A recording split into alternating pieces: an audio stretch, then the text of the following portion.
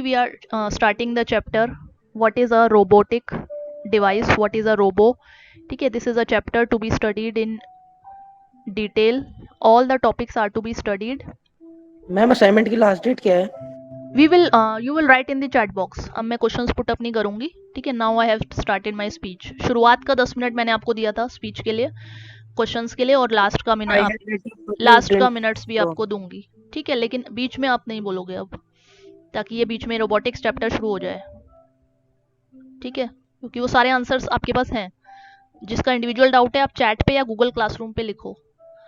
अब जो यहाँ डाउट आएगा वहां से हम इसे क्लियर करेंगे. This is the first file related to robot. Robo, robo pronounce करते हैं ऐसे, रोबोट भी कर देते हैं. ठीक है, वट. अब आप इसे रोबो के क्वेश्चनेयर को आप यहाँ से आप देखो, इतने ही क्वेश्चंस आपको आंसर करने हैं. Whosoever is not attending the lecture will simply try to answer these questions. ठीक है, and we will answer these questions one by one. तो एक तरफ हमने क्वेश्चन की लिस्ट फॉलो करी हुई है और एक तरफ हम आंसर्स की लिस्ट फॉलो करते हैं. Define a robo. जैसे आपने फर्स्ट क्वेश्चन क्या देखा है, define. One more thing I recorded observed is when the headphone is nearer, mic is nearer to the mouth, then there is always repetition of the words. repetition तो नहीं होगी, मतलब कुछ इको आती है उसमें. तो आपको वॉइस क्लियर जानी चाहिए लेक्चर में. हो सकता है वो रिकॉर्डिंग क्लियर ना हो तो वो नहीं दी जाती. ठीक है, इसलिए मैं माइक, जैसे आपने ऑब्जर्व करा है आपके घर में भी कोई माइक्स हैं आजकल मिलने लगे हैं. ठीक है, ब्लूटूथ माइक कहते हैं उसे. तो वो ब्लूटूथ माइक जितना आप पास ले आओगे उतना ज़्यादा इको श्रिलनेस बढ़ जाती है मेरी आवाज़ की. तो इसलिए हम उसे रिकॉर्ड करते समय क्या आएगा output, I don't know. So attend live. First question which is discuss to you is what is a robo. ठीक है, क्वेश्चन एयर की लिस्ट यहाँ से पुट हो रही है. This is the question air. ठीक है, and every time I have to open this question air and this file. इसी में हम कोशिश करते हैं. बाकी जो बजर आ रही है उसका मतलब कोई स्टूडेंट वेट कर रहा है, मैंने अलाउ कर दिया है. लास्ट में कौन आया है आप देखो, जो आया है वो लास्ट में अल्फाबेटिकली उसका नाम चला गया है बीच में, तो इसलिए अब स्क्रीनशॉट दोबारा नहीं ले सकते हम. ठीक है, वो लास्ट में ही लेंगे कौन आया था. So what is a robo, any idea. अब आप बताओ, कोई आइडिया है आपको रोबोट के बारे में. मैं इधर लास्ट पेज पे जा रही हूँ. अच्छा, मैं क्वेश्चन को रिफ्रेम करूंगी क्योंकि कोई आंसर नहीं करता. क्या रोबो एक ऑटोमेटिक मशीन है या रोबो एक मैनुअल मशीन है. अब आंसर आप करो, मैनुअल या ऑटोमेटिक. दो वर्ड्स. ऑटोमेटिक. ठीक है, ऑटोमेटिक से आप समझ पाए. ठीक है, इसलिए जब स्टूडेंट को ऑप्शन देते हैं वो जल्दी से जो भी उसकी हेजिटेशन होती है रिप्लाई में वो हट जाती है, और उसे अब चूज करना होता है कि हाँ मैनुअल तो नहीं होती, वो मैनुअली तो हम काम नहीं करते, हाँ रोबो हमारे लिए ऑटोमेटिक काम कर देता है. So how will you define a robo, that is the first question to you. दूसरा, आपने रोबोटिक जैसे कोई भी डिवाइसेस, टॉयज आपके पास रहते हैं, जो आजकल टॉयज अवेलेबल हैं. ठीक है, बच्चों के पास रहते हैं, वो आपने देखे हुए हैं, यस और नो. ऐसे कोई यस. यस. ठीक है, तो दूसरा आंसर भी आ गया यस. आप अमेजोन पे देखो, फ्लिपकार्ट पे देखो, सारे रोबोटिक टॉयज ही अवेलेबल होते हैं. तो उसमें हमेशा किड्स को एक क्रिएटिविटी रहती है, एक इंटरेस्ट रहता है कि ये अपनी जो जैसे हैंड मूवमेंट है, ठीक है, या कोई डांसिंग रोबोट होता है, कोई कैसा, ठीक है, स्टैंडिंग रोबो होता है. हर एक रोबो का एक अलग काम है. तो according to the type of robo, वो कैसा टॉय है वैसे कॉस्ट बढ़ जाती है. ऐसे ही जब हम रोबोट पढ़ाते हैं तो जिस तरह का हमने एप्लीकेशन या कंस्ट्रक्शन बनाई है वैसे ही उसकी कॉस्ट बढ़ जाएगी. ठीक है, तो आपको एक बैकग्राउंड हो गया कि what is the robot doing. लेकिन अभी तक हमने कुछ भी बात नहीं करी व्हाट इज द डेफिनेशन. ठीक है, सो this is the largest PDF file which is given to all the students. You will read it one by one, and the marked points in this by the red color or blue color will be written in your class copies. ये सारा कुछ आप class copies में लिखोगे at least. इसमें से कुछ skip नहीं करोगे, इसको बढ़ाना है आपकी मर्जी. आप यहाँ से ये भी लिख सकते थे, the robo is a word which is originated from this and this is meaning forced labor, it is this. So you can add this any time. ठीक है, तो आपको, लेकिन at least you will write the question, define a robo, and answer लिखो that it is an automatic apparatus और device that perform function ordinarily ascribed to human or operate with appears to human intelligence. अगर आपको definition में toughness लग रही है तो आपके पास दूसरा ऑप्शन है, robo as defined by robotic institute of America. ठीक है, तो इसी को हम ज़्यादा डिस्क्राइब कर देते हैं। ठीक है, यही डेफिनेशन हम ज़्यादा, दो में से आप चूज कर सकते हो। तो ये फाइल आपके पास एक बहुत एनलार्ज्ड फाइल है। ठीक है, जिसमें से सब कुछ क्रॉस आउट भी किया गया है, बहुत सारे पेजेस को। ठीक है, लेकिन ये डिफरेंट बुक्स से मिक्स एंड मर्ज करके बनाई है, इसलिए इसका साइज बड़ा बना है। जैसे अगर आप नंबर ऑफ पेजेस गिनोगे तो आप पेजेस नहीं गिनोगे, आप लाइंस को लिखते रहो, आज के लेक्चर के बाद आज ही लिखते रहो क्लास कॉपी में, या इस क्वेश्चन का आंसर लिखते रहो। फिर मैं एक हेडिंग पुट कर दूंगी, सबमिट द क्वेश्चन रोबोट्स, जिसके उसके मार्क्स होंगे, ताकि जिसके क्विज के लॉस हुए हैं वो यहाँ ले ले। ठीक है, तो अब मैं एक इमीडिएट पॉइंटर ले रही हूँ, क्योंकि पॉइंटर इसमें बहुत सारे चले हुए हैं पहले से ही, तो अब और चला दिया तो आपको कुछ समझ नहीं आएगा, और इसे जूम कर रहे हैं। ठीक है, वो ज़्यादा जूम हो गया। तो हमें क्या डेफिनेशन समझ में आ रही है? Robo is a device as defined by the robotic institute of America. ठीक है, ये इन्होंने क्या डिफाइन किया? It is a reprogrammable multi functional manipulator. ठीक है, वो रीप्रोग्रामेबल है, मीन्स रोबो में भी एक प्रोग्रामिंग यूज होती है, जैसे कि सीएनसी में प्रोग्रामिंग यूज होती है। तो हम उस प्रोग्राम को बार बार चेंज कर सकते हैं। ठीक है, मल्टी फंक्शनल है, बहुत सारे काम कर सकता है। ठीक है, सिर्फ एक तरह का ही नहीं है, हो सकता है एक तरह का फंक्शन कर रहा हो, लेकिन ये मल्टी फंक्शनल भी हो सकता है। Manipulator is the name, technical name given to it. क्या होता है मैनिपुलेटर, अभी डिफाइन करेंगे उसे। डिजाइंड टू मूव, किस लिए यूज कर रहे हैं, कुछ समझ नहीं आया आपको कि रोबो हम क्यों पढ़ने लग गए? सीएनसी मशीन पढ़ा रहे थे अभी तक तो। ठीक है, because we have to move the material और वर्क पीसेस और the tools through the variable programmed motion. ठीक है, आपको टूल, वर्कपीस, मटेरियल को एक जगह से दूसरी जगह पे मूव करना है। तो आपने जब सीएनसी मशीन से इतनी ऑटोमेशन कर ली है, ठीक है, तो आप सोचोगे थोड़ी सी और ऑटोमेशन कर लेते हैं। अब जो मटेरियल की मूवमेंट है वो भी हम ऑटोमेटिकली मूव करा दे तो बहुत अच्छा हो जाएगा।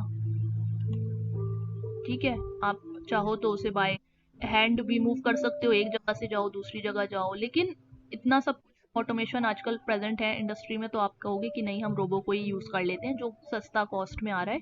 सस्ता मीन्स आपको क्या पर्पस यूज करना है। अगर आपको बहुत लिमिटेड काम कराना है तो उसकी कॉस्ट लेस होगी। अगर आपको दो तीन ज्यादा काम कराने हैं, ठीक है, तो उसकी कॉस्ट बढ़ेगी। इसलिए मैंने टॉय का एग्जांपल लिया था। और अगर आपको बहुत ज़्यादा काम कराने हैं तो बहुत ज़्यादा कॉस्टली रोबोट है। लेकिन हमें यूजुअली लैब में और यहाँ पर एक ही पर्पस का यूज़ करते हैं हम, that is a robotic arm. तो मैंने यहाँ ब्रैकेट में लिखा हुआ है, देखो एक ये क्या बनाया हुआ है, this with eyes and full robot है, जिसका नाम है ह्यूमनॉइड। क्या कहते हैं इसे?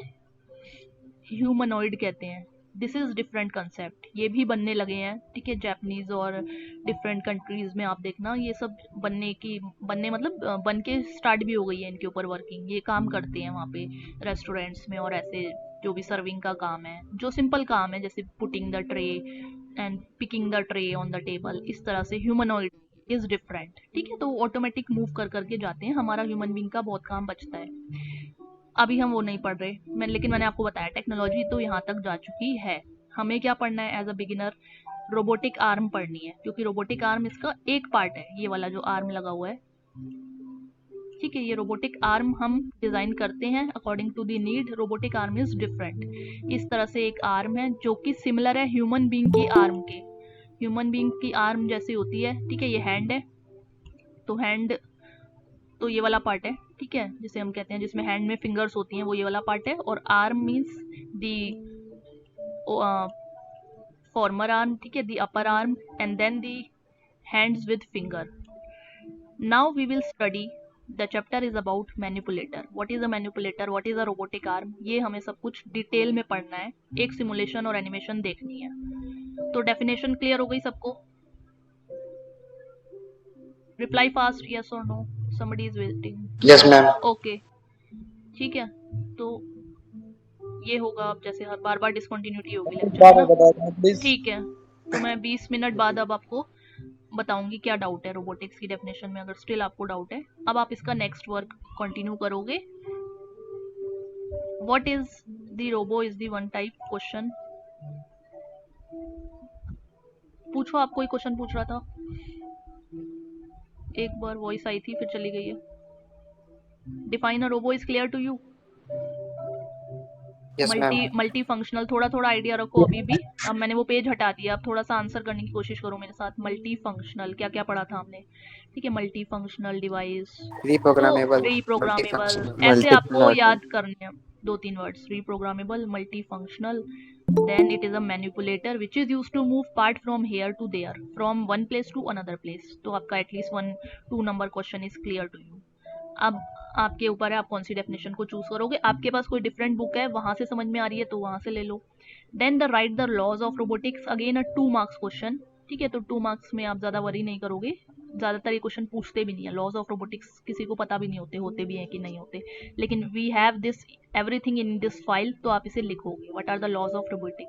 Then we have the advantages, हमेशा यही पढ़ना है सबसे पहले, एडवांटेज, डिसएडवांटेज, एप्लीकेशन, डेफिनेशन। तो advantages of using robo in industry क्या होती है, ठीक है, एप्लीकेशन क्या होती है, ये इजी काम है। थोड़ा सा जो टफनेस है वो यहाँ है कि कार्टिशन रोबो क्या होते हैं, ये सब मुझे बताना है आज, तो मेरा फोकस उस पर ज़्यादा रहेगा। इसको मैं थोड़ा मार्क करे हुए फाइल्स में आपको दिखा रही हूँ।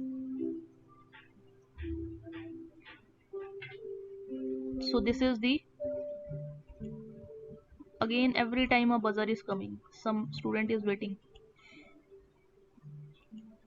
ठीक है, इसलिए अब मैं 20 मिनट्स देख रहे हो, 1:30 बज रहा है, 20 मिनट्स बाद ओपन वो पेज और वो कंटिन्यूटी थोड़ी सी ब्रेक होती है कहीं भी। Advantages. Question number 2 is, what are the advantages of using robots in industry? So the first advantage which you will write will be, क्या होगी एडवांटेजेस? एक तो वर्क आपका ऑटोमेटिक हो रहा है, तो आपको टाइम ज़्यादा लगेगा, more time taken to do a task will be more, वो मोर होगा, ज़्यादा लगेगा, येस और नो? इस तरह से आप आंसर दोगे। मैम टाइम कम लगेगा। ठीक है, तो हमारा आपने बता दिया टाइम कम लगेगा। ठीक है, इसी को मैं एक ऑब्जेक्टिव टाइप क्विज में पूछ लूंगी। If a robo is use, then the time taken to do a machining is, machining नहीं, to do a task is less. ठीक है, तो आप बोलोगे ट्रू। अगर मैंने वहां लिख दिया time taken to do a work is more, तो आप लिखोगे फॉल्स। तो स्टेटमेंट के अकॉर्डिंग पढ़ के आंसर देना है, जल्दी में आंसर कभी नहीं करने क्विज के, इसलिए आपको प्रैक्टिस की जाती है, क्विज को बार बार करो। ठीक है, आप हो सकता है आपको लगे वो सही लाइन है, लेकिन क्या टर्म्स यूज कर रहे हैं वो पढ़ोगे। So the first is robo offer reduced cost of production. अब ये जो ब्लू कलर लाइंस हैं, इतना आंसर आप अपनी क्लास की कॉपी में लिखोगे, और वर्किंग को डिस्क्राइब करने के लिए कि इस पॉइंट का क्या मतलब है, जो पॉइंट आपको रेलेवेंट लग रहा है you will right it, otherwise you will skip that. ये वर्किंग समझ में आ गई आपको, क्या लिखना है? आप देखोगे मैम ये पूरा एक पेज लिखना है कॉपी में, पूरा नहीं लिखना है, you will write the headings and what ever line is useful, वो 1 लाइन आप यहाँ से मेंशन करोगे, that this is the first line, this is useful. ठीक है, otherwise you will skip that. Yes और नो? अभी पढ़ा के मैं बताऊंगी। ठीक है, क्योंकि हर पूरी फाइल कॉपी मत कर देना। आपको क्वेश्चन दिया, ये पूरी फाइल कॉपी कर दी 36 पेज, ऐसे नहीं करने। आपको यहाँ से ये लिखना है, robots offer reduce cost of production. अब आपको याद करने में भी बहुत आसानी होगी, जितना छोटा लिखोगे अच्छी बात है, उतना ही आपको याद करना है। डिक्रीज कॉस्ट ऑफ प्रोडक्शन, अब आप so one time purchase of a robo is costly. जैसे सीएनसी मशीन को एक बार खरीदना मुश्किल है, कॉस्टली है, लेकिन उसके बाद कॉस्ट ऑफ प्रोडक्शन हमारी इंक्रीज हो जाती है।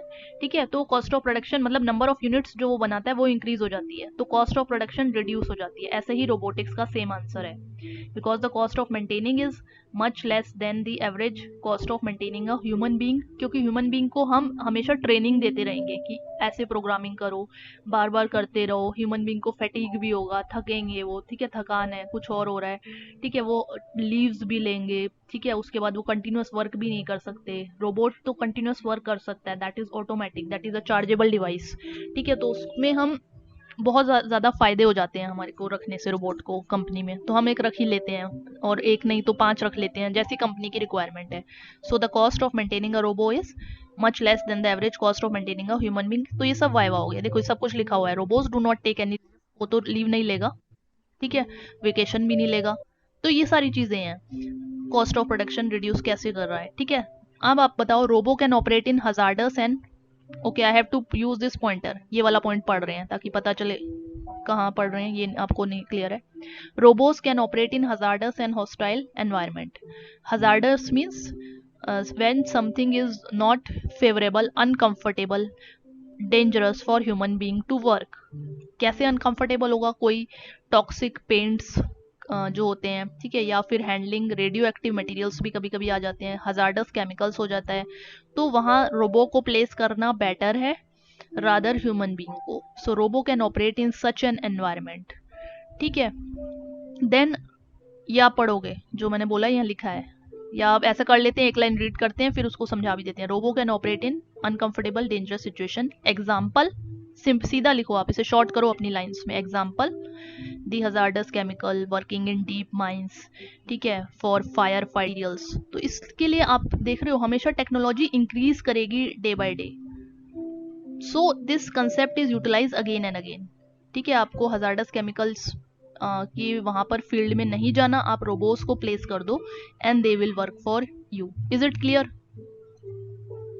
Robots yes ma'am. Offer improved quality. Quality कैसे इम्प्रूव होती है? क्वालिटी, मैं एक्यूरेसी ज्यादा होती है। ठीक है, एक्यूरेसी. एक तो आपने फटाफट से आंसर आने चाहिए, तो एक तो आ गया फटाफट से हमारे पास आंसर, क्योंकि हम सीएनसी में इतना पढ़ चुके हैं ना. अब आप कहोगे मैम सेम आंसर यहाँ अप्लाई कर रहे हैं. वेरी गुड, कुछ नया है तो देख लो. With robots the accuracy is very high. First point. Speed is the another advantage. इतना ही आपने आइडल टाइम कम होता है. ठीक है, तो बस 2-4 आपने तो मुझसे ज्यादा ही बोल दिए. ठीक है, और आपको पता है ये 3 नंबर से ज्यादा का क्वेश्चन 4 नंबर से ज्यादा का आएगा नहीं, तो एक ही पॉइंट को थोड़ी हम डिस्क्राइब करेंगे, लेकिन आपने उससे ज्यादा कर दिया. Quality of production is very important. जिसने कुछ भी नहीं अटेंड किया, सीएनसी भी नहीं करा, कुछ भी नहीं करा, उसके लिए ये पूरी फाइल बनाई जाती है, ताकि अब वो यहाँ से लिख के इनमें से अच्छा वाला चूज करके लिख ले. लेकिन जो हमेशा से लेक्चर 1 से अटेंड कर रहा है उसे पता है, वो ये वाले देखेगा भी नहीं, और अपने वाले उसे लग रहा है कि हाँ मुझे मेरा वाला पॉइंट मिल गया. This is return. Accuracy is correct, तो a number. Speed is very advantage part. ठीक है, second number. Then welds that are difficult to perform earlier are now possible. ऐसा एक एग्जाम्पल आप यहाँ से लिख लो. फिर फाइल दी क्यों जा रही है अगर आपको खुद ही लिखना था सारा? क्योंकि एक एग्जाम्पल यहाँ से लिख लो. एग्जाम्पल इज वो वेल्डिंग जो हम पहले बहुत मुश्किल तरीके से कर पा रहे थे, अब यहाँ पे बहुत आसान है रोबोटिक्स आर्म की help. Then robo results in increase productivity. ये आंसर थोड़ा फर्स्ट पॉइंट जैसा है. It is design to work faster than human being. इसलिए मैंने टाइम का क्वेश्चन पूछा था, ये टाइम ज्यादा लेगा या कम लेगा, तो आपने कहा टाइम कम लेगा, यानी कि ये जल्दी काम करेगा. Robo is having this. ये एग्जांपल है. अच्छा, आवाज नहीं आ रही? एक बार मैम आ रही है। चलो आप देखो, कुछ एरर रहती है अगर मैं बहुत कंटिन्यूस, इसलिए मैं हमेशा थोड़ा थोड़ा पॉज देके बोलने की कोशिश कर रही हूँ आजकल लेक्चर्स में ना. ज़्यादा कंटिन्यूस बोलते हैं तो आवाज़ ब्रेक करती है कहीं ना कहीं. वाईफाई के ऊपर है ये, कैसा आपका इंटरनेट चल रहा है. Use of robo result in increase productivity. ठीक है, एग्जाम्पल आप मेंशन करना चाह रहे हो, वेल एंड गुड. नहीं तो आप सिर्फ एडवांटेज ही लिख दो, क्योंकि एडवांटेज ही पूछी जा रही है. ज़रूरी नहीं है हर एग्जाम्पल आपको लिखना है. एक एग्जाम्पल देकर इन्होंने बात करी है कि ये 2 कोट को, ठीक है, देखो यहाँ पे लिखा हुआ है 2 typical spray painting. Robots can complete the painting of an automobile inside and outside with 2 coats wet on wet in use in 90 second. ठीक है, तो 2 टिपिकल स्प्रे पेंटिंग रोबोट्स ने मिलके 90 सेकेंड में कर दी. और जो ह्यूमन बीइंग स्प्रे गन लेके करता है, ठीक है, मारुति कंपनी में आपने देखा होगा स्प्रे गन से पूरी पेंट होती है. वर्कशॉप्स में भी आपने देखा होगा ऑटोमोबाइल की, जो बाहर डेली आप ऑब्जर्व करते हो कि वो पेंटिंग करते रहते हैं. ठीक है, सो दे विल टेक 20 आवर्स के आसपास उन्हें लग जाएगा, इतना ज़्यादा क्वांटिटी 2 कोट्स को पुट करने में. तो कितना डिफरेंस है, 90 सेकेंड 20 आवर्स. फिर हम बाद में कहेंगे robo enable improved management control in a sim environment. ये सिम अगला टॉपिक है, ठीक है, अगले वीक पढ़ा जाएगा. What is a computer integrated manufacturing में कैसे मैनेजमेंट को कंट्रोल करता है, ठीक है, और वो इनेबल करता है उसको, because computer control robots can record in the memory of the computer what is being done. ठीक है, तो वो जो रोबो ने किया है वो काम रोबोटिक्स कंप्यूटर्स में भी उसका डाटा स्टोर हो रहा है. So inventory is on the shop floor. Inventory मतलब सामान जो है आपके पास, जो मटेरियल है. ये सारे टर्म्स आप हिंदी में भी क्लियर करोगे और इंग्लिश में भी. अगले चैप्टर में ये बहुत डिटेल में पढ़ने वाले हैं हम. इन्वेंट्री क्या होती है, मटेरियल क्या होता है, एफएमएस. आप बोलोगे मैम सब्जेक्ट ही बदल गया है, तो सीएनसी पढ़ाते थे आप पहले, आप कोई और पढ़ा रहे हो आजकल कुछ दिनों से? तो नहीं, अब ये सब्जेक्ट हमारा पूरा शिफ्ट हो गया, ऑटोमेशन पढ़ाना है सेकंड टर्म में पूरा, और ये बहुत थ्योरी है, तो उसे जितना लिमिटेड बनाओ, जितना इंटरेस्टिंग बनाओ तो याद होगा। नहीं तो आपके लिए हर टर्म न्यू है और हर टर्म मुश्किल है एक नए स्टूडेंट के लिए। इन्वेंट्री क्या होती है, अब ये सोचते रह जाओगे आप इन्वेंट्री। तो टीचर एक बार टेक्निकल डेफिनेशन लिखी हुई भी देगा आपको ऐसे अगले लेक्चर में, ठीक है, और फिर हिंदी में भी समझाएंगे और उसका एग्जाम्पल एनिमेशन में देख भी लेंगे, तब वो कोई डाउट नहीं रहेगा, ठीक है। अब industrial robo can meet safety device, safety and health standards also, because, ठीक है, वो यहाँ से आप सारे पॉइंट्स पढ़ोगे। देखो ये रहा, human being will often violate the safety precaution. जैसे अभी एक किसी ने बहुत अच्छा क्वेश्चन पूछा था, सीएनसी में क्या सेफ्टी प्रिकॉशन होती हैं, तो ह्यूमन बीइंग की मर्जी के अकॉर्डिंग वो he will not use that safety precaution. हो सकता है उसने नहीं करी हो। He is not wearing protective helmets. Helmets क्यों लगाए जाते हैं वेल्डिंग करते समय, ताकि स्पार्क फेस पे ना आए।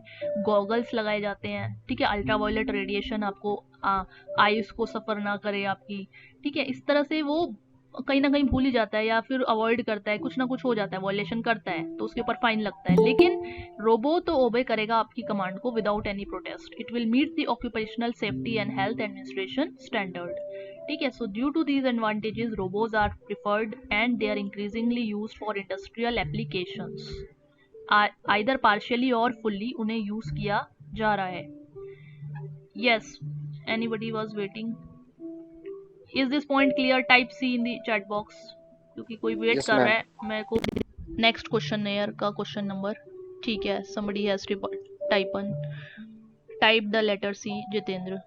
Question air number 2। अब ये बहुत इंटरेस्टिंग इजी अब आपको फ्रेम हो गया। अब इसकी टफनेस को अब हम बढ़ाएंगे, एकदम से एकदम मुश्किल चीज़ नहीं पुट कर सकते। जॉइंट क्या होता है, प्रिज्मेटिक जॉइंट क्या होता है, ठीक है, वो स्टेप बाय स्टेप जाएंगे। और भी इसमें बहुत सी आसान चीज़ें हैं। आपको क्या लग रहा है कौन सी आसान है? एडवांटेजेस आसान है तो एप्लीकेशन भी आसानी है या मुश्किल है, बताओ। Is it difficult? Application of Yes. Application of robo अगर हमें याद करनी है तो वो क्या डिफिकल्ट है? ये सिर्फ आइडिया है, No, ma'am. ये क्वेश्चन नहीं है, क्योंकि इसका कोई ट्रू और फॉल्स ऐसा कोई जनरल एक आंसर नहीं बन जाएगा। लेकिन हाँ, आपको लग रहा है कि एडवांटेज आसान है तो यस इट इज आसान, वेरी इजी, क्योंकि आप पढ़ चुके थे। नहीं पढ़ा तो अब हम रिकॉल कराएंगे, क्योंकि that is the aim of the practical lecture जो हम कर रहे हैं अभी, ठीक है। इससे पहले, अब बार बार क्वेश्चन यार ओपन नहीं करते, ठीक है। इससे पहले आपको देखना है इस फाइल में सीक्वेंस में क्या लिखा हुआ है, कैटेगरीज ऑफ रोबो। तो यहाँ पे एक हमने बबल लगा के क्या फ्रेम कर दिया, viva. So you have to learn this for your viva. कितने तरीके के रोबोट्स और हो सकते हैं according to the purpose they are solving, ठीक है। तो यहाँ पे आप लिखोगे according to the purpose they are solving. उसके बेसिस पे इंडस्ट्रियल रोबो हो सकता है, रिसर्च रोबो हो सकता है और एजुकेशन रोबो हो सकता है। तो एजुकेशन रोबोस कौन सा हो गया? The education robos are called the toy robos, जिसका नाम मैं अभी ले रही थी आपको। और द किट रोबोस, किट की फॉर्म में ये आते हैं, आपको मार्केट से अवेलेबल ये वाले हो जाते हैं। These are design to provide education and training so that small unit, small size unit से आप कहीं पर भी टीचिंग के डिफरेंट डिफरेंट पार्ट्स समझा सको, रोबोट के ये पार्ट्स होते हैं, उस किट की हेल्प से। तो किट आपको एक बार परचेज करनी होगी।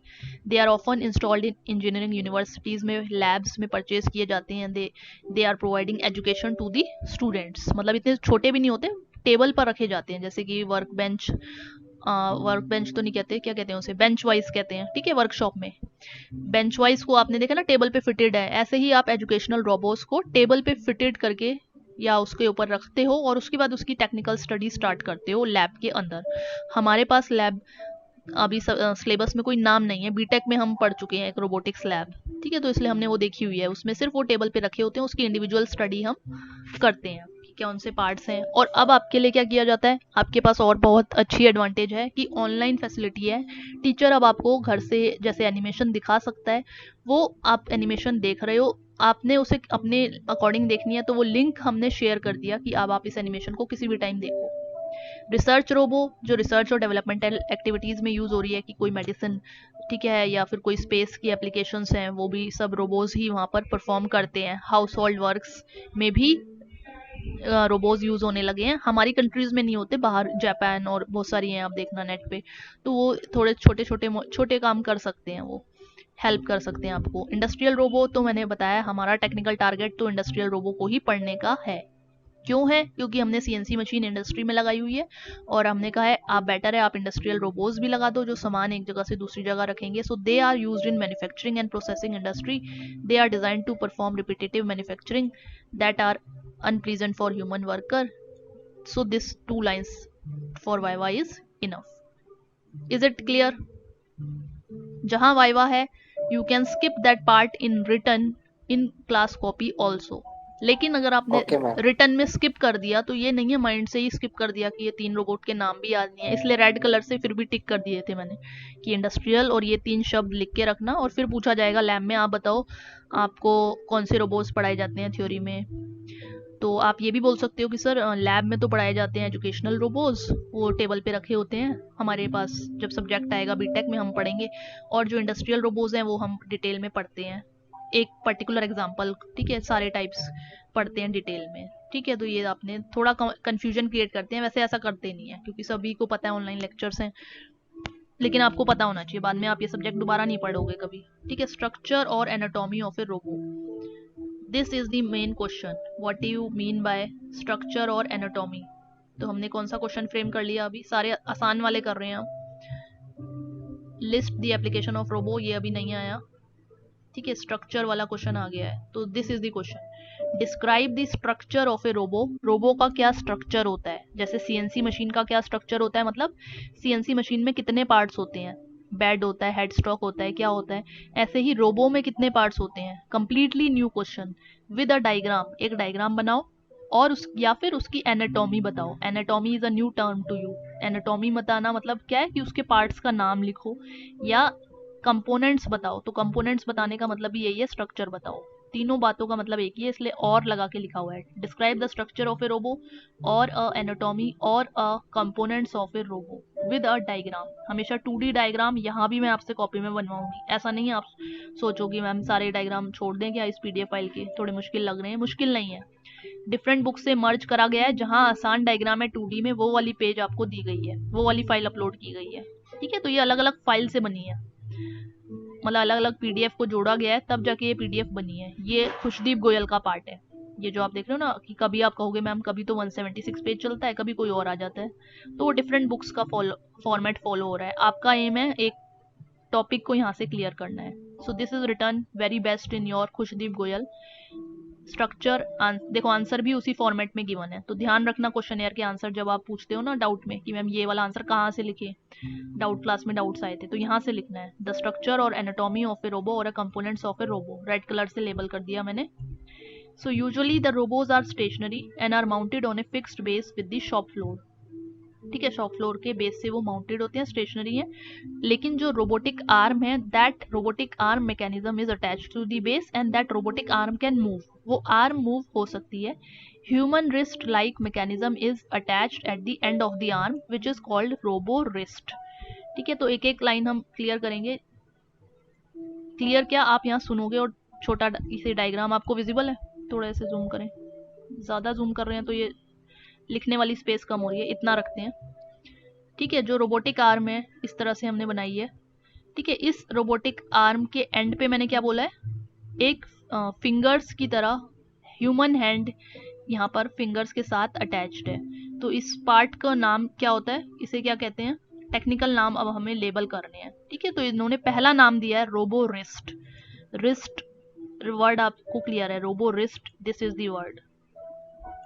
ये वाला जो पार्ट है मतलब ये जिसमें फिंगर्स नहीं आए हैं अभी. ठीक है, रिस्ट.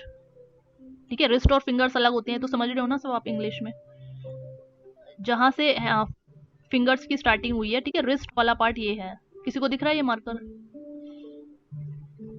Yes ma'am. जो रिस्ट क्या बोलते हो आप इसे हिंदी में? ठीक है, रिस्ट को ही कलाई. कलाई, हाँ कलाई तो, हाँ तो ये रिस्ट कलाई है. ठीक है, तो ये यहाँ से इस पार्ट को हम बोलते हैं. इस पार्ट एक और डायग्राम बना लेते हैं, कंफ्यूजन ज्यादा हो रही है. ठीक है, ऐसे बना के मैंने छोड़ दिया, 2 ट्रायंगल बनाए और ऐसे छोड़ दिया. तो आप बोलोगे मैम ये क्या है, नाम बना दिया आपने. तो मैं बोलूंगी ये लास्ट का पार्ट है जिसे हम कहते हैं रिस्ट, ह्यूमन रिस्ट. और उस रिस्ट अब ह्यूमन रिस्ट तो नहीं कहेंगे, हम कहेंगे रोबो रिस्ट. रोबो रिस्ट है ये, और रोबो की रिस्ट पे हम कोई पार्ट एक और दूसरा फिट करेंगे जिसका कुछ और टेक्निकल नाम है, और वो ह्यूमन फिंगर्स, ह्यूमन हैंड की तरह दिखेगा, हैंड विद 5 फिंगर्स. ठीक है, तो इसलिए हमने यहाँ पे अगली लाइन को रीड करेंगे। इस लाइन से मुझे इतना ही समझ में आया है, आपको भी इतना ही आया है। नाउ नेक्स्ट पार्ट क्या है? This assembly of the body, robotic arm and wrist is called manipulator. ठीक है, ये पर्टिकुलर इसलिए आप याद रखो हमेशा वो छोटा डायग्राम जो मैंने शुरू में बनाया था। एक तो ये हो गया बेस, ये रेक्टेंगल क्या है? बेस। डायग्राम देख पा रहे हो? Yes ma'am. ठीक है, ये बेस है, ये जो चेक कलर का मैंने बना दिया है। ठीक है, ये बेस है, और फिर ये रोबोटिक आर्म है, और फिर ये रिस्ट है। तो इन तीनों को मिला के कंप्लीट असेंबली को क्या कहते हैं? Manipulator. This is the question of your theory and viva and everything. क्या होता है मैनिपुलेटर, जो मैंने आपको एक इंट्रोडक्शन दिया था। So this assembly of body, robotic arm, body means पूरा ये बेस, पूरा entire unit. Robotic arm, arm में सिर्फ यही वाली आएगी, एक फोर आर्म और एक अपर आर्म, फोर आर्म। ठीक है, इस तरह से। और फोर आर्म और अपर आर्म के बीच में क्या होता है? जॉइंट। जैसे हमारी ह्यूमन बींग की आर्म है वही वाली सेम है, यहाँ पे दोनों आर्म के बीच में जॉइंट है। ठीक है, और रिस्ट, रिस्ट पे क्या कनेक्टेड है वो आगे पढ़ते हैं। रिस्ट पे एंड इफेक्टर कनेक्टेड होता है, जो इसका नाम है technical. These parts are connected by joints. ये भी आपको समझ में आ गया? ठीक है, तो एक एक लाइन आपको लिखनी है, these two parts are connected by joint. ठीक है, now next question, the end effector is attached to the robo wrist. Wrist पे जो पार्ट कनेक्टेड है उसका नाम क्या है? एंड इफेक्टर है। ये क्लियर हो गया आपको? Yes ma'am. The end effector is used. Now next function क्या है? अब किसी पार्ट का फंक्शन हम बताएंगे वन बाय वन। अब हर एक चीज को डिटेल में स्टडी करेंगे। ठीक है, लेकिन एक ही समय पे एक ही चीज कर सकते हैं हम। जैसे अब आप एंड इफेक्टर को पिक कर रहे हो तो एक डिफरेंट आंसर आएगा। आप बताओगे and effector is simply picking the object from one place and it is keeping it at other place, so it is grasping the object such as tool or workpiece from one place to another place। ये आपने यहाँ से definition clearly लिख दी। For this particular page मैंने यहाँ पे आपको एक बबल बना के क्या लिखा हुआ है? Joints and end effector are described in the next pages. ये जॉइंट और एंड इफेक्टर की बात यहाँ पे इनकम्प्लीट है, आपको फर्दर ऐड करनी है। तो आप नेक्स्ट पेजेस पे जाओगे जहाँ पे जॉइंट्स और एंड इफेक्टर की बात की गई है। ठीक है, तो वो पेज पीडीएफ को स्क्रॉल करते रहोगे जब तक आपको वो पेज नहीं मिलेगा। तो उसमें एंड इफेक्टर के थोड़े से ज़्यादा टाइप्स बताए गए। ठीक है, तो वो भी लिमिटेड, जो रेड कलर की हाइलाइट्स हैं उतना ही लिखोगे। ठीक है, उतना ही पार्ट आपको करना है, ये वाले पॉइंट्स जो हैं। ठीक है, व्हाट आर, ठीक है, तो सेंसरी डिवाइसेस हैं, इस पे तो बाद में जाएंगे हम। तो एंड इफेक्टर के और क्या क्या फंक्शन है? ठीक है, या एंड इफेक्टर और कितने कितने टाइप्स का हो सकता है? एक दूसरी बुक से आपको ये वाला 2 पेज की फोटो यहाँ पर मिल रही है। ठीक है, तो वो यहाँ से आपको फाइल में से सर्च करना है। ठीक है, अभी मैं नहीं आ रही, जब वो आ जाएगा पॉइंट, ठीक है, तब मैं उस पॉइंट को डिस्क्राइब कर दूंगी। अभी कंटिन्यू करें, क्योंकि देख रहे हो स्क्रॉलिंग में बहुत टाइम लग रहा है। टाइम तो नहीं लग रहा, लेकिन मेरा ये जो जूम है ना, ये जूम वाला पेज चला जाता है, फिर मतलब उतना ही जूम सेट करना पड़ता है। अब ये जैसे जूम कट गया, ये लाइन कट गई, तो ऐसे कटना नहीं चाहिए। ठीक है, तो इसलिए आप उसको होमवर्क में यहाँ से ध्यान रखना इस पॉइंट को। Basic components of a robo are, अभी हमने 2 बताए कि कुछ भी नहीं बताया अभी, तो हमने बताया that is a manipulator. Manipulator में अब आप बताओगे and effector is the one component. ठीक है, अब क्वेश्चन था रोबोट की एनाटॉमी को आपको बताना है, ना कि आपको रोबोटिक आर्म की एनाटॉमी को बताना है। दोनों क्वेश्चन में फर्क है, रोबोट की एनाटॉमी और रोबोट के सारे कंपोनेंट्स, ठीक है, एंटायर यूनिट को बताना एक डिफरेंट वर्क है। तो हम, ठीक है, ये खुलता रहेगा बैकग्राउंड में डायग्राम। अभी आंसर कर रहे हैं the types of robo system, the components of a robo system. तो पहला कंपोनेंट क्या हो गया? मैनिपुलेटर। ठीक है, मैनिपुलेटर, मैकेनिकल मैकेनिज्म और लिंकेज, पहला मैकेनिज्म ये है। दूसरा कंपोनेंट एक्चुएटर, जो मैं आपको सेकंड टर्म में पढ़ाती थी फर्स्ट टर्म में। ठीक है, और मैंने बोला था ये सेकंड टर्म में भी यूज होगा एक्चुएटर, तो वो एक्चुएटर यहाँ लगे होते हैं। सेंसर मैंने आपको फर्स्ट टर्म में पढ़ाया था, आज आप देख रहे हो वो यहाँ पर रोबोट्स के अंदर फिटेड होता है। तो आपको बेटर है, वहाँ पे आंसर याद थे तो यहाँ पे आप रिपीट करोगे that sensor is a device which is converting the physical quantity into electrical signal और नॉट? बताओ क्या वो करता है फिजिकल क्वांटिटी को इलेक्ट्रिकल सिग्नल में कन्वर्ट? Yes, ma'am. ठीक है। दूसरा Yes, ट्रांसड्यूसर ma'am. भी मैंने आपको पढ़ा रखा था, और ये भी बता रखा है ऑल ट्रांसड्यूसर्स आर सेंसर्स और नॉट। तो आप कहीं ना कहीं रिलेट करते रहो थ्योरी। थ्योरी हमेशा रिलेटेड है, किसी भी एक लेक्चर में बैठ जाओ वो हमेशा रिपीट होती रहती है। तो जिसे आता है ठीक है एक्चुएटर सेंसर, जिसे नहीं आता तो मैंने लिख दिया, ये सब बातें डिस्क्रिप्शन में नेक्स्ट पेजेस में फिर से बताई जाएंगी। जिसे आता है अभी वो इतना ही लिखेगा। ठीक है। यूजर अब आएगा robot controller. What is a robot controller and what is a user interface? तो ये वन बाय वन इन्होंने, खुशदीप गोयल का पेज है, the manipulator mechanism is given by this. जो मैंने आपको वर्ड्स में बताया था ना कि ये छोटा डायग्राम बनाओ, तो किसी ने कॉपी में थोड़ी बनाया, रफ कॉपी रफ डायग्राम थोड़ी है ये आप फेयर बनाओगे, फेयर कॉपी में ऐसे। ये एक लाइन है, ठीक है, तो ये एक आर्म है, ये एक आर्म तो एक ही होती है, उसके दो पार्ट्स होते हैं, ये वाली फोर आर्म है, ये वाली अपर आर्म है, और इस अपर आर्म के एंड पे हम क्या लगा देते हैं यहाँ पे, एंड इफेक्टर, जिसमें लाइंस होती हैं, फिंगर्स होती हैं। ठीक है। और एक क्या होता है, बेस। तो बस उसी को अच्छा सा डायग्राम बना दिया। जैसे ये थोड़ा रफ डायग्राम है, आप ये नहीं बना सकते क्लास कॉपी में, आप ये बनाओगे कि ये बेस होता है, लेकिन अपने अकॉर्डिंग चेंज कर सकते हो। आपको ऐसा ज़्यादा अच्छा लग रहा था रेक्टेंगल बनाना तो रेक्टेंगल बनाओ, ठीक है। इनका ये वाला मिडल रेक्टेंगल छोड़ दो, that is up to you, ठीक है, लेकिन ये आपको बनाना है। और एक फोर आर्म अपर आर्म से जो जुड़ी हुई है, बीच में जॉइंट लगा होगा, ठीक है। एक्चुएटर्स कहीं ना कहीं प्लेस्ड होंगे, सेंसर कहीं ना कहीं प्लेस होंगे। So everything is written here. The robotic manipulator is having a links, ठीक है। तो ये यहाँ से आपका एम है, simply draw the diagram just to see the links are interconnected by joints। ये डायग्राम आप बना के रखोगे, और this is the highlight of this diagram. क्यों बनाया आपने, ठीक है। लाइन जो लिखनी है आपको कॉपी में वो ये वाली है, the manipulator mechanism is having a link and the links are connected by joint. जिस लाइन को मैं क्या कह रही हूँ, या तो आप कह रहे हो लाइन, लाइन नहीं कहते इसे, या हम इसे कहते हैं फोर आर्म, ठीक है, या हम इसको क्या कहते हैं, लिंक्स। तो links is the technical name, bubbles में शो करा गया है। देख रहे हो हर चीज हाईलाइट मिल रही है आपको। Link, this is a link, this is a link, so these two are the links. Word clear हो गया, लिंक्स? Yes, reply fast. एक मैं यहाँ पे नोटपैड भी खोल रही हूँ। नोटपैड में क्या होता है, आप सिर्फ नाम लिख सकते हो।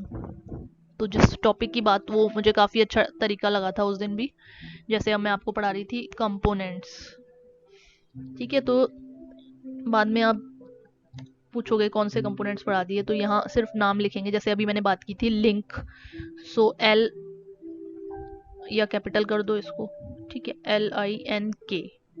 लिंक को आपको डिफाइन करना है और ड्रॉ करना आना चाहिए। इज इट क्लियर और नॉट? डायग्राम तो हमारे पास इतने बने हुए हैं, ये व्हाइट बोर्ड की आज मुझे ज़रूरत नहीं है, मैं तो ऐसे ही अभी खोला है कि चलो, लेकिन आज लिखने की ज़रूरत है।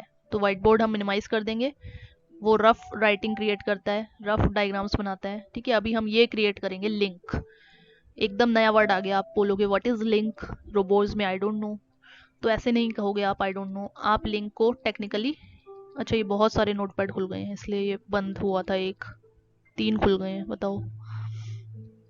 एक ये है, एक ये है, अभी भी एक बचा हुआ है, अभी भी 2 बचे हुए हैं। सेव, ठीक है। अब इसमें देखते हैं नेक्स्ट आपको क्या बताना है। How will you define a link? This is interconnected by the robotic manipulator mechanism is having a series of rigid links। manipulator has a series of rigid links इसमें होती हैं, and these links are interconnected by joints। बिल्कुल देखो red colour से marked file आपको मिल रही है, these are interconnected by joints। so the next definition is joints। दोनों का आंसर आपको यहाँ से मिल गया। the joints can impart either rotational or sliding motion to the links. ये जॉइंट्स जैसे दोनों जगह इन्होंने रोटेशन दिखा रखी है, यहाँ पे भी और यहाँ पे भी, तो स्टूडेंट्स को लगेगा ये सिर्फ रोटेशन ही देता है, लेकिन इट कैन स्लाइड ऑल्सो जैसे आप देखो, आप आपके पास कोई ऑब्जेक्ट रखा है, ठीक है, तो टेबल पर आप उसको क्या प्रेफर करते हो, यहाँ पे कोई भी ऑब्जेक्ट रखा हुआ है तो आपको मान लो यहाँ से उसे पिक करना है सिंपली, ठीक है, यू आर सिटिंग हेयर, तो आप उस समय आर्म को कंटिन्यूसली रोटेट नहीं करते हो, you will simply slide or you will use the linear motion to get that particular object which is kept on the table, ठीक है, आप स्लाइड करते हो। एक एग्जांपल दे रहे हैं रैंडमली, ठीक है, तो उस समय आपको एक ही मोशन यूज करना था, स्लाइडिंग मोशन। हो सकता है कुछ ऐसी मोशन है, आपको थोड़ा सा रोटेशन भी लाना है आर्म में, ठीक है, और तब उस ऑब्जेक्ट को पिक करना है, तो वो रोटेशन मोशन भी चाहिए, तो उसी तरह का जॉइंट अवेलेबल वहां पर रहता है, उसी तरह का रोबो हम पहले से चूज करेंगे। क्लियर है? अब हमारे पास जो रोबोटिक की टाइप्स हैं बहुत सारी हैं, ठीक है, लेकिन मैंने कंपेयर करा दिया that a human arm is very flexible, वो फ्लेक्सिबल है, अब आप उससे आप रोटेशन भी कर सकते हो, ठीक है, जो भी आपने देखा है योगा में आप प्रैक्टिसेस कर रहे हो, ठीक है, तो वो जितने भी हैं प्रैक्टिसेस, ठीक है, हैंड से आप जितनी कर रहे हो तो उसमें वो रोटेशन वाली भी आपको करा देते हैं प्रैक्टिस, कोई करता होगा स्टूडेंट योगा, ठीक है, और वो स्लाइडिंग वाली भी हैंड की करा देते हैं, और फिंगर्स के लिए भी कराते हैं अलग से। करता है कोई योगा? Yes anybody? फिंगर्स में अपने आप में अलग से जॉइंट्स हैं, ठीक है, तो वो उसकी ग्रिपिंग पावर है फिंगर्स की। मतलब योगा करने से मीनिंग क्या है कि उसकी ग्रिपिंग पावर को हम इंक्रीज करते हैं, ठीक है। तो सिमिलरली रोबोटिक, अब हमें रिप्लेस करना है ह्यूमन बीइंग को, वहां पे रोबोटिक डिवाइस को पुट करना है, तो रोबोटिक डिवाइस ऐसा चूज करो जैसी एप्लीकेशन आपको चाहिए, जैसा वर्कपीस आपको पुट करना है। अगर वर्कपीस फ्लोर पे रखा है तो एक अलग रोबो यूज होगा, अगर वर्कपीस कहीं टेबल पे रखा है, टेबल पे कुछ असेंबली करनी है तो कोई और रोबो यूज होगा, क्योंकि उसे असेंबली भी करनी है। तो ये different different industrial application. Is it clear? Type of robo में ये बात ज़्यादा समझ में आएगी। अभी तो आपको इतना समझ में आ गया ना, आपको ये लाइन एक ज़रूर लिखनी है यहाँ से। देन फर्दर डेफिनेशन, ये जो मैंने यहाँ एक बात बोली, जॉइंट, आर जॉइंट, ठीक है, अब ये जॉइंट कितने टाइप का होता है, आर जॉइंट भी हो सकता है, पी जॉइंट भी हो सकता है। सो फॉर दिस पर्पस एक और पेज आएगा आगे। Is this clear? यहाँ तक क्लियर है तो बताओ। ये लेक्चर बहुत स्लॉट वाइज होता है, that means you have to be Yes, ma'am. Clear है. अलर्ट है, you have to be alert at one particular definition, ठीक है, तो ये आपको क्लियर हो गया, गुड। नहीं क्लियर हुआ, कोई भी ज़्यादा लॉस नहीं है, आप इस लाइन को दोबारा से ओपन करोगे, क्यों ये रेड कलर से टिक करी और क्या समझाना चाह रही थी मैडम इस फील्ड में, ये लिंक्स लिखकर क्यों भेज दिया हमें, ये डायग्राम क्यों लिखा है, तो आप फिर दोबारा समझोगे, तो तब भी आपको समझ में आ जाएगी बात, ठीक है। लेकिन लाइव लेक्चर में एरोज जो यूज हो जाते हैं, पॉइंटर्स या एग्जाम्पल इस समय जो होते हैं वो यूज हो जाते हैं, वो फिर नहीं मिलते। एक्चुएटर, एक्चुएटर में हम पढ़ चुके हैं, that is kind of a motor which is used for moving the or controlling a mechanism, ठीक है। मैकेनिज्म को कंट्रोल कौन कर रहा है, मूव कौन कर रहा है, एक्चुएटर।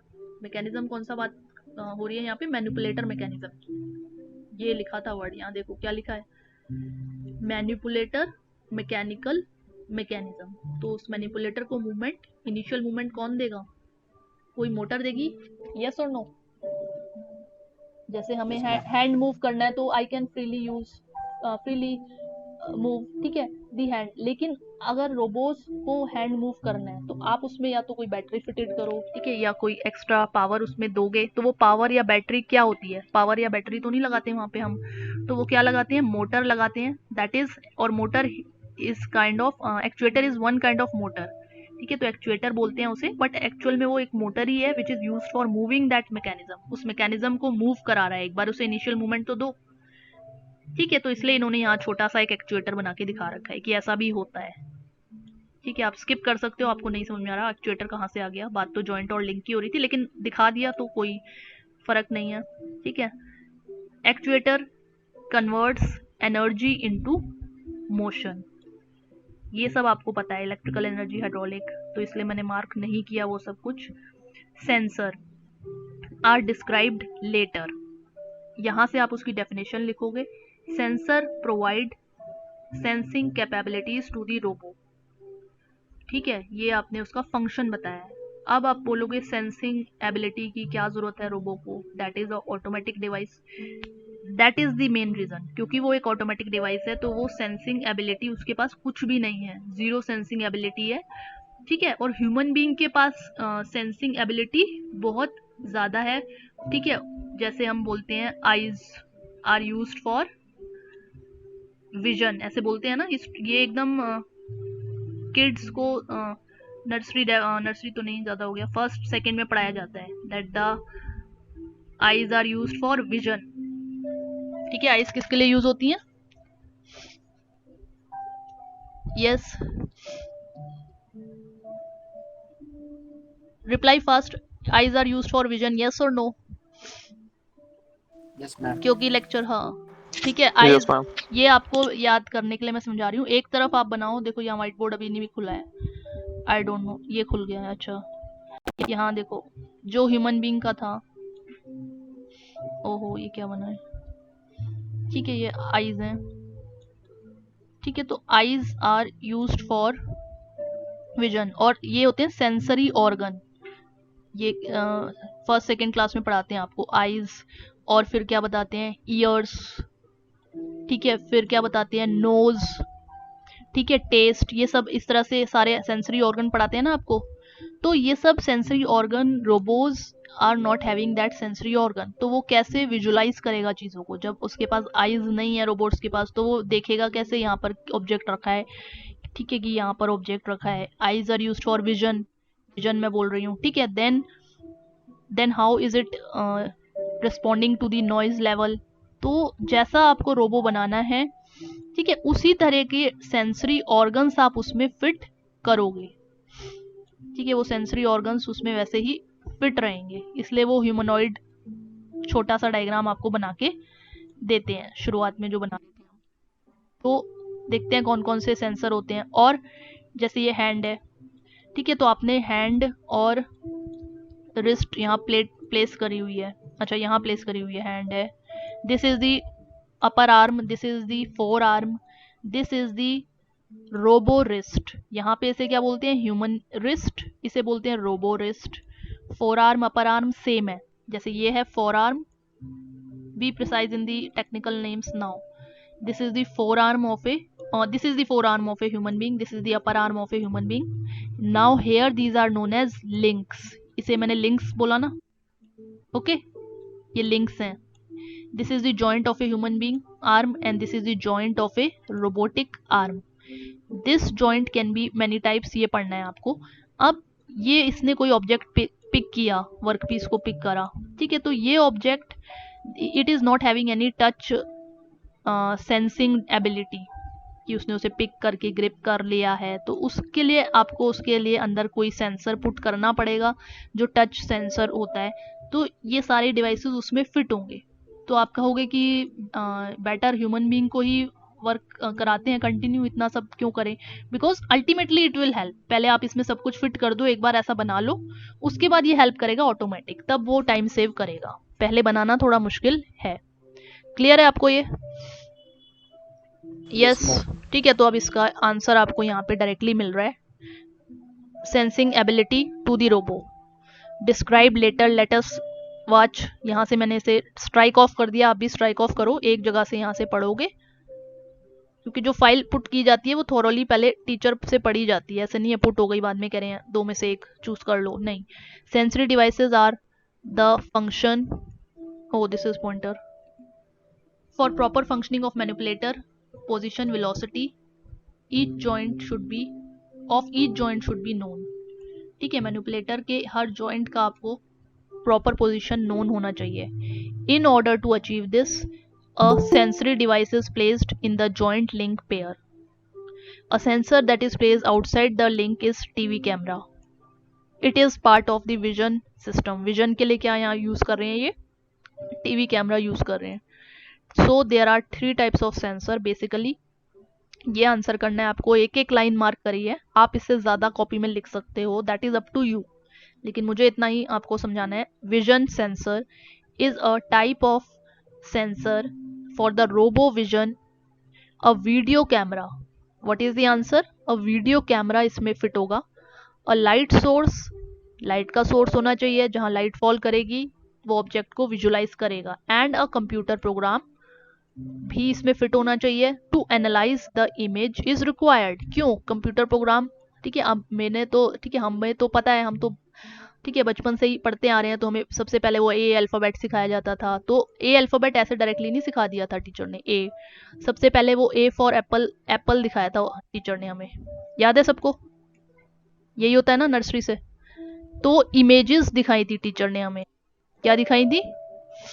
इमेजेस। क्यों? क्योंकि स्टूडेंट की, चाइल्ड की मेमोरी स्ट्रांग नहीं होती, उसकी मेमोरी बिल्ड हो रही होती है, तो वो इमेजेस को समझता है और फिर बाद में उसे बताया जाता है this is for A, this is for B. ऐसे रोबोज को कुछ क्लियर नहीं है वो क्या है, उसने क्या इमेज देखी, तो या तो उसके पास एक आप सेपरेट पार्ट डालो जो समझाए उसे पहले वाली इमेजेस ये थी और अब वाली इमेजेस ये हैं, उससे कोरिलेट करो, मैच करो।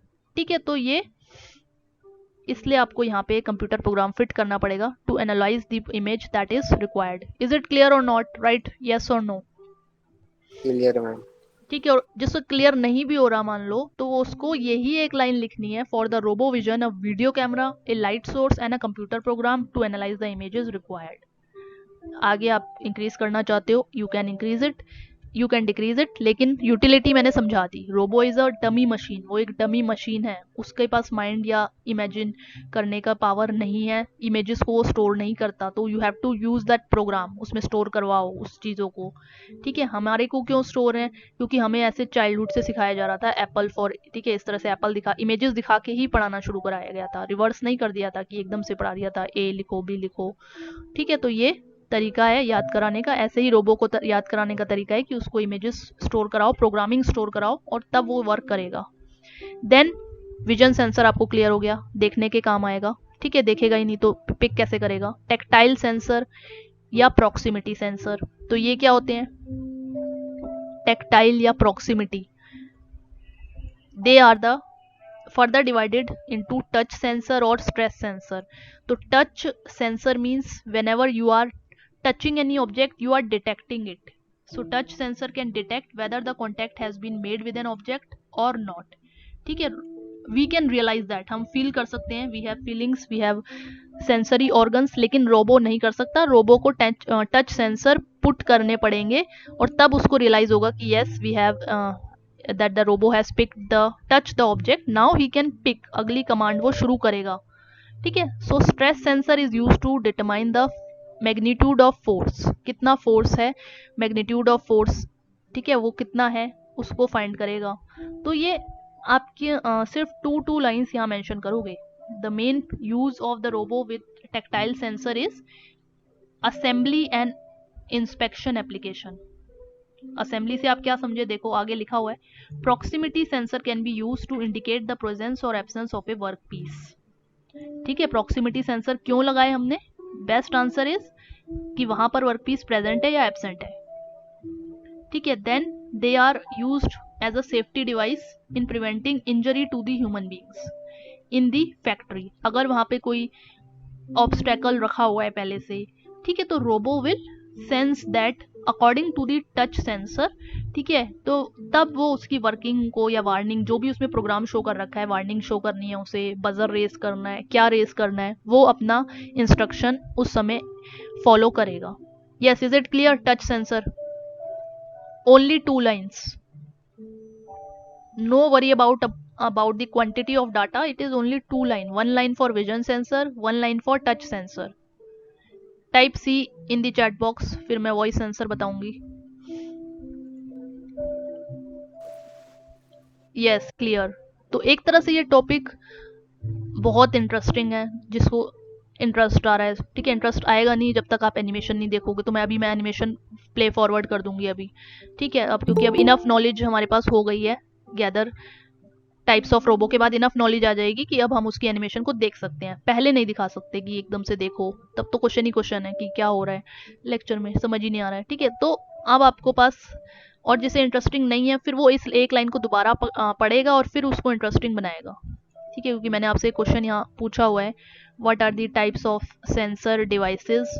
चाहे वो 2 मार्क्स में आए तो सिर्फ नाम लिख के आओगे, 4 मार्क्स में आएगा तो 2 लाइन्स की डेफिनेशन हर स्टूडेंट को वहां पर लिखनी है। ठीक है, मीनवाइल नहीं खोल रहे हम क्वेश्चनियर को बार बार।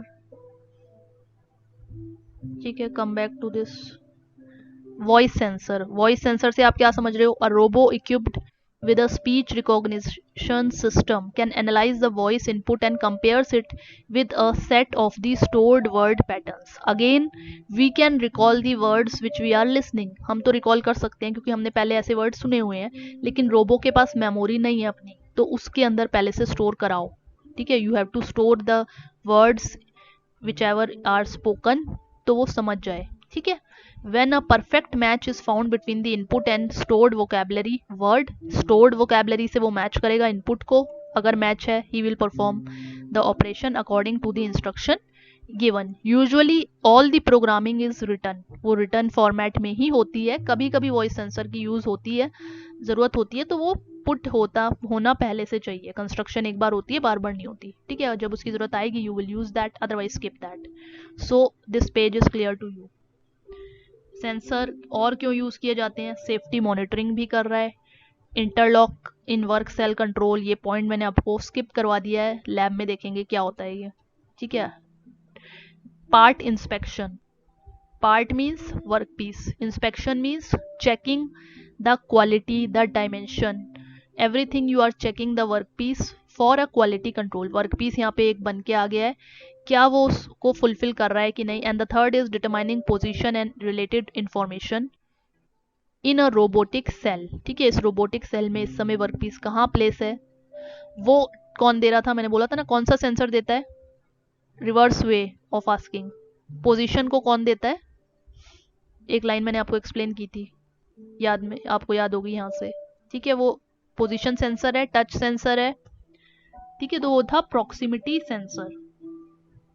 ठीक है, यहाँ पे आपने मेंशन किया था प्रॉक्सिमिटी सेंसर है या नहीं है, ये आपको एक बार जब रिवीजन लोगे इसको, ठीक है, मेरे से पढ़ने के बाद, तो क्लियर होगा।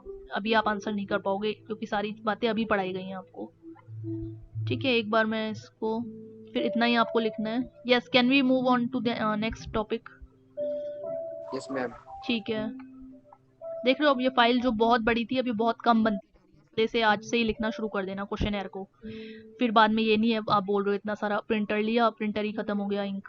ठीक है, तो वो ऐसा नहीं है, आप इसमें से सिर्फ कॉपी कर लो मेन लाइंस, कोई प्रिंट की इसकी ज़रूरत नहीं है। और सब कुछ 2D में बनाना है, तो प्रिंट की क्या ज़रूरत है आपको, हाथ से बनाओ इसको। ठीक है, और 3D जो है वो एनिमेशन देखो, सिंपल, पेपर में भी 2D बनाना है, 3D तो नहीं बनाना डायग्राम। अब जहाँ हमने लेक्चर स्किप किया था वहाँ से देख रहे हैं एक बार।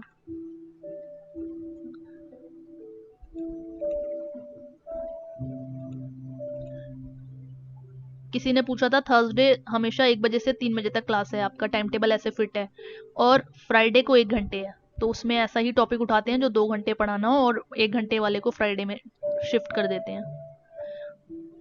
यहाँ से हमने स्किप किया था सेंसर डिस्क्राइब लेटर, तो हम कहीं लेटर पेजेस पे चले गए थे, अब हम वापस आ गए इस पेज पे डिस्क्राइब लेटर के बाद। ठीक है, और वो कुछ नहीं था लेटर में, वो 3 ही आंसर है और 3 लाइन की डेफिनेशन है, simple. 3 marks for that and 1 marks for definition. Question is complete. Robo controller, ये नहीं बताया, what is a robo controller? 2 marks. A robo controller is used to control manipulation of the robo linkages. ठीक है, उसकी movement को कौन control कर रहा है? दैट इज रोबो कंट्रोलर, जो लिंकेजेस आपने बनाई थी। The controller uses information provided by the sensor and it gives the control command to the actuator to perform a function. Controller, ठीक है, आप सेंसर जो है, ठीक है, क्या इंफॉर्मेशन दे रहा है? कंट्रोलर को देगा, controller will perform, controller commands the actuator, controller actuator को कमांड देगा इतना मूव करो, क्योंकि ऑब्जेक्ट वहां पे रखा हुआ है, वहां तक जाओ, वहां तक इतना मूव करके ऑब्जेक्ट को पिक कर लो। So everything is related. Robo controller, ये वाला डायग्राम अब आपकी कॉपी में बनेगा। अगर मैं आपसे पूछूं what is the block diagram of A robotic system, ठीक है, ये क्वेश्चन आपको दिया भी हुआ है यहाँ पे। ठीक है, या what is the relationship between the different parts of A robotic system. So this is the 2D diagram better from Khushdeep Goyal book, जिसमें क्या दिख रहा है? सबसे पहले मैंने CNC में क्या पढ़ाती थी, सबसे पहला पार्ट क्या होता था? यस, इधर आ जाओ। थोड़ा ये टॉपिक ना शुरुआत के लिए मुश्किल है, यस, पार्ट प्रोग्राम, इसलिए बीच बीच में यहाँ डायग्राम बनाना की जरूरत आ जाती है। एक मिनट, अदरवाइज ये बहुत टफ हो जाएगा आपके लिए, खुद पढ़ोगे अगर इस फाइल को कभी इंडिविजुअली तो नहीं समझ पाओगे। सीएनसी में हम 3 पार्ट्स बताते थे हमेशा ब्लॉक डायग्राम में, ठीक है। पहला पार्ट क्या होता था, आपने बोला पार्ट प्रोग्राम होता था, गुड, अभी मैं पूरा नहीं लिख रही, पीपी पार्ट प्रोग्राम, ठीक है। उसके बाद क्या होता था यहाँ मशीन पे, टूल, मशीन टूल होती थी, ऐसे छोटा सा एक डायग्राम बनता था, मशीन टूल, इधर से एरो आता था, ठीक है। उसके बाद मशीन टूल का एरो कहीं और जाता था, एमसीयू इसके बाद।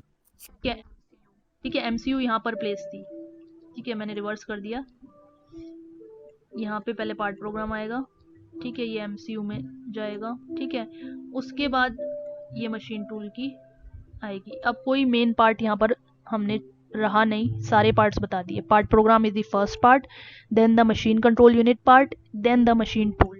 सिमिलरली क्वेश्चन पूछा जा रहा है आज आपसे, रोबोटिक सिस्टम का क्या ब्लॉक डायग्राम होता है, तो आप सबसे पहले वही बताओगे कि एक पार्ट प्रोग्राम इसमें भी बनेगा जिसका नाम है रोबोटिक प्रोग्राम, रोबोटिक प्रोग्रामिंग से हमने बनाया है, ठीक है। Then it is going to another part, वो एक और पार्ट में जाएगा, और simply it is going to another part, ऐसे आपको इसे डिफाइन करना है। तो ये अनदर पार्ट एक तो क्या होगा, यहाँ तो मशीन टूल थी क्योंकि मशीन टूल को मशीनिंग करनी है, मेटल कट करना है, एक रॉ मटेरियल से एक फिनिश प्रोडक्ट इस तरह से बनाना है, ठीक है। लेकिन अब रोबोटिक जब आप पढ़ रहे हो तो यहाँ पे रोबो प्लेस आप यहाँ पे करोगे, ठीक है, वो जो आर्म है, ठीक है। लेकिन इस रोबोटिक आर्म के बहुत सारे पार्ट्स हैं, इसलिए उस पार्ट्स को स्टेप बाय स्टेप दिखाओगे डायग्राम में। ये रोबोटिक प्रोग्रामिंग जाती है, डायरेक्टली नहीं चली जाएगी रोबोट के पास, आर्म के पास, तो फिर वो कहाँ जाएगी, बीच के पार्ट्स कहाँ गए। तो यही डाउट सॉल्व करने के लिए हमने ये क्वेश्चन प्लेस कर दिया है। ये रहा आंसर, ये रहा आपके पास, ठीक है। देखो ये डायग्राम कितना अधूरा है कि प्रोग्राम आपके माइंड में ये है इस समय कि प्रोग्राम जा रहा है कहीं पर, और वो कहीं पर जाने के बाद रोबोटिक आर्म को मिल रहा है, और फिर ये ऑब्जेक्ट को, वर्क पीस को, मेटल तो नहीं कट करता, ये क्या करता है, सिर्फ रोबोट या तो पिक एंड प्लेस करता है, बहुत सारी चीजें करेगा, वो है एप्लीकेशन, पिक एंड प्लेस कर रहा है, वेल्डिंग कर रहा है या असेंबली कर रहा है, ठीक है। तो वो थर्ड पार्ट है, लेकिन आपको पहले फर्स्ट पार्ट बताना है, that is a program. Program से भी पहले आ रहा है रोबोटिक प्रोग्रामिंग, पूरी सॉल्व करो, प्रोग्राम लिखो, रोबोटिक प्रोग्राम। रोबोटिक प्रोग्राम किस में जाएगा, रोबोटिक कंट्रोलर में जाएगा। रोबोटिक कंट्रोलर अपने आप नहीं काम करेगा, उसको पावर सप्लाई भी देते रहो। रोबोटिक कंट्रोलर का क्या काम है, लिखा हुआ मिलेगा यहाँ से, the robotic controller uses memory. जहां पर आपने क्या बोली थी, एक वर्ड बोला था ना यहाँ, MCU, ये बोला है, यस मैम। उसकी जगह यहाँ आप बोलोगे RC, ऐसे शॉर्ट फॉर्म बनाओ। सब्जेक्ट आसान है, अदरवाइज ये बहुत मुश्किल है, जो भी सेकंड टर्म में आएगा बहुत मुश्किल हो जाएगा अगर आप थ्योरी में इंटरेस्ट नहीं रखते। कुछ देखो, कुछ स्टूडेंट थ्योरी में इंटरेस्ट रखते हैं, कुछ न्यूमेरिकल्स में रखते हैं, ये बात ट्रू है कि नहीं। तो जो थ्योरी में नहीं रखते उनके लिए बहुत मुश्किल बन जाएगा, इसलिए उसको इंटरेस्टिंग बनाओ, इस तरह से छोटे डायग्राम्स बना के, शॉर्ट फॉर्म बना के। Robotic controller, so this program is going to robotic controller here and this program is going to MCU here। तो वो शॉर्ट फॉर्म के थ्रू ही आपको आज भी याद है, डे 1 पे भी याद था, और डे आज कौन सा चल रहा है लेक्चर का वो भी आज भी याद है, सेमेस्टर एंड होगा ना तो भी आपको ये छोटा डायग्राम याद होगा। ऐसे ही रोबोट का बनाओ, ये प्रोग्राम है, it is going to robotic controller. Robotic controller is similar to MCU, थोड़ा थोड़ा सिमिलर है। देखो MCU में भी मेमोरी होती थी, ठीक है, याद है आपको, और उसमें प्रोग्राम स्टोर होता था। DPU, CLU, ये भूलोगे नहीं, रिवाइज करते रहोगे, DPU data processing unit, CLU, ठीक है। इसी तरह से रोबोटिक कंट्रोलर में क्या है, focus on robotics first. Robotic controller में है memory to store the control program, कहाँ स्टोर हो रहा है program, then it store the information given by the sensor, ठीक है। एक तो वो प्रोग्राम भी स्टोर कर रहा है और दूसरा सेंसर उसे कोई वैल्यू दे रहा है कि ये वाली वैल्यू स्टोर करो, तो वो सब कुछ कहाँ स्टोर होगा, रोबोटिक कंट्रोलर में, RC में। मैंने अपनी तरफ से निमोनिक बनाया है, रोबोट RC आपको पूरा ही लिखना है पेपर में, robotic controller. Then it has a central processing unit which is processing the information. CPU हमेशा होना चाहिए क्योंकि वो ही प्रोसेसिंग करता है उस इंफॉर्मेशन की, जो भी उस पर रिक्वायर्ड वर्क है। So it is computing command, और प्रोसेसिंग करने के बाद उस इंफॉर्मेशन से वो क्या समझा, it is giving to the actuator, वो एक्चुएटर को देगा। और एक्चुएटर क्या था, मैंने बोला था, it's the motor which is giving the motion, तो उसे कितना मूव करना है, अब वो कंट्रोल हो गया with the help of this robotic controller. ये सब देख लो, इनमें से जो आपको रेलेवेंट लगेगी line, you will write that. The controller has a hardware, ये भी होता है उसके पास, and controller has a hardware sophisticated hardware for a user interface. ठीक है, यूजर इंटरफेस भी होता है, तो इसलिए अब इस डायग्राम को देखो। रोबो कंट्रोलर इज गिविंग, क्या लिखा हुआ है, command to the robotic arm manipulator part. ठीक है, and it is taking feedback from the robo controller. क्यों नहीं इस लाइन को ब्रैकेट में हाईलाइट करके लिखाया गया, क्योंकि हर बच्चा इसको नहीं याद कर पा रहा है, समझ नहीं पा रहा है, इसलिए उसे यहाँ से इंग्लिश लाइन तो बनानी है जरूर कि robo controller is giving command to this and it this from this device. ये जिस डिवाइस का नाम क्या है मैंने लिख दिया, मैनिपुलेटर। बुक में ऐसा नहीं मिलेगा आपको, अगर डायरेक्ट फोटो दे देंगे ना तो आप बोलोगे ये क्या है, तो ये मैनिपुलेटर है। अभी सिखाया था आपको, इसे पूरे यूनिट को क्या कहते हैं, बेस प्लस आर्म। हाँ, तो बस base plus arm plus and effector को कहते हैं मैनिपुलेटर। बेस प्लस आर्म, तो इस मैनिपुलेटर तो एक लाइन इंग्लिश की लिख देनी है, मैनिपुलेटर इज गिविंग फीडबैक। तो वो कहाँ जाएगा, रोबोटिक कंट्रोलर के पास। एंड इफेक्टर ये लगा हुआ है। नाउ पावर सप्लाई, अगेन एक क्वेश्चन यहाँ रेज हो गया, बबल में आंसर है उसका। Feedback is there in the close loop robots only. सिर्फ क्लोज लूप रोबोट्स में ही फीडबैक होगा, ओपन में नहीं होगा। तो अगर किसी बच्चे ने फीडबैक नहीं बनाया डायग्राम में, उसका नंबर नहीं कटेगा, किसी ने बना दिया तो उसका भी नहीं कटेगा। ठीक है, आंसर इज कि रोबोट्स दो तरह का होता है, वो भी आएगा अभी। इसलिए ये चैप्टर एक जैसा डिबेटेबल टॉपिक जैसा है।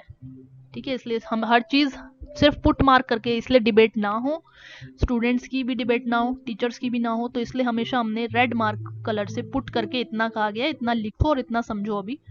फिर यहाँ से इतना समझ के इतना आपने लिख लिया है, गुड इनफ।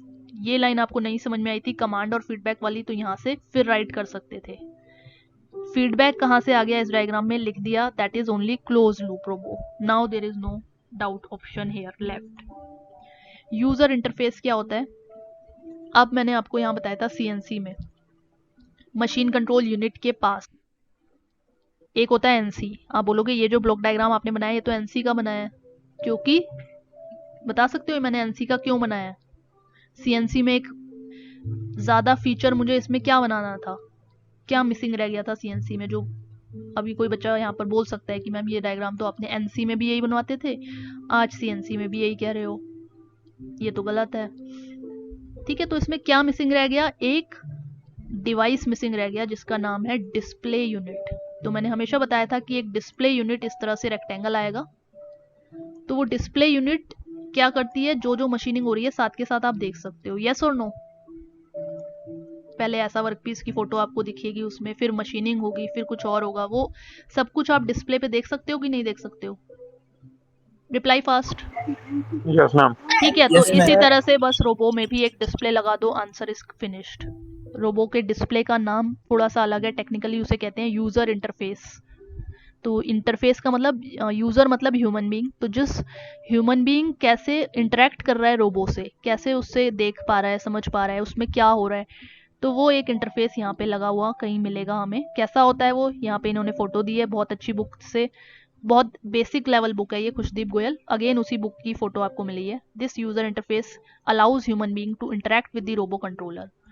ये यहाँ तक लिखना है आंसर आपको। This human operator can program the robo with the help of this interface giving operations, that is up to you. And होता क्या है, the display unit is giving the interface display in the real time data, right now right hair, इस moment पे, इस time पे robo क्या operation कर रहा है मुझे नहीं पता इंडस्ट्री में जाके, क्योंकि हमने कहा है जहाँ पे केमिकल्स हैं वहाँ पे फ्यूम्स हैं, वहाँ टेम्परेचर ज़्यादा है, तो हम क्यों जाएंगे वहाँ पे, तो फिर हम देखें कैसे रोबो कौन से स्टेप नंबर पे काम कर रहा है, कैसे देखोगे, आपके सामने रहेगी एक कंप्यूटर की स्क्रीन और उस पर आप बैठ कर यहाँ देखते रहो बैठ के ये क्या कर रहा है। अभी ये ऐसा लिखा हुआ कुछ मिलेगा आपको, कि ये आपका काम नहीं है, लेकिन ऐसा मिलेगा आपको, एक कंप्यूटर की स्क्रीन मिलेगी।